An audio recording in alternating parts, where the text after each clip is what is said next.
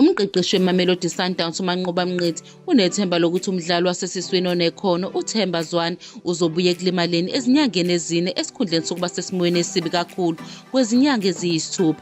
uZwane oneminyaka engu-35 uhlaliswe izinyanga ezine engalidlala ibhola ngenxa yokulimala ama-Achilles abhekane nakho ngesikhathi egijima kuBafana Bafana emdlalweni wabo wokuhlungela i-Africa Cup of Nations ngo-1-1 neCongo ngesonto eledlule. Lo mdlalo weSundowns uzophuthelwa imidlalo eminingi lapho iqembu lakhe lizoqhudelana khona emiqhudelaneni emini kubhethwe iPremiership, CarlingKnockout Cup, Nedbank Cup kanye neChampionsLeague. Ama-Brazilians ngemuva kokukhipha iLamontville Golden Arrows ngo-5-0 kowe-Carling last 16 ngomgqibelo abuyele emdlalweni we-league uma esehlangana neRoyal AM eLoftus ngolwesithathu ngo-7:30.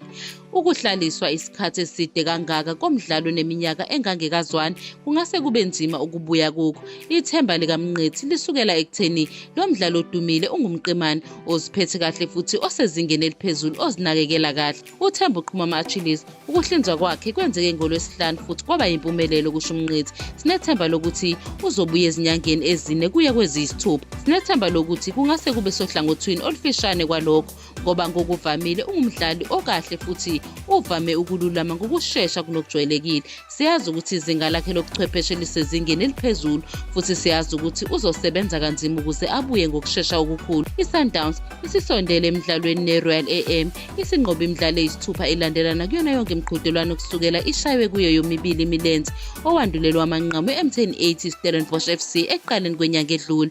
uMngqithi ujabulile ngemuva kokuqala okungagculisi ngendlela iqembu lakhe eliphucuke ngayo osekwenze bashaya amagoli angu-21 kuleyo abayiwinile isithupha badedela amabili. Ngincamela ukuthatha umdlalo ngamunye njengoba ufika. Bengilokhu nginethemba lokuthi iqembu lizophenduka ngendlela encomekayo ngoba liqinile futhi linamandla kunesizini edlule. Bengilokhu ngikholelwa ukuthi sisendleleni efanele futhi indlela umuntu ayikhethele iqembu iyona efanele. Sinomthwalo wemfanelo omkhulu ku-Champions League lapho kulindeleke ukuthi nathi sizame ukwakha okwengeziwe ukuze sandise amathuba ethu okushaya amagoli. Kuyajabulisa ukubona abahlaseli bethu bewashaya ngendlela enkulu amagoli nethemba lokuthi sizokwakhela phezu kwalokho ukuphumelela.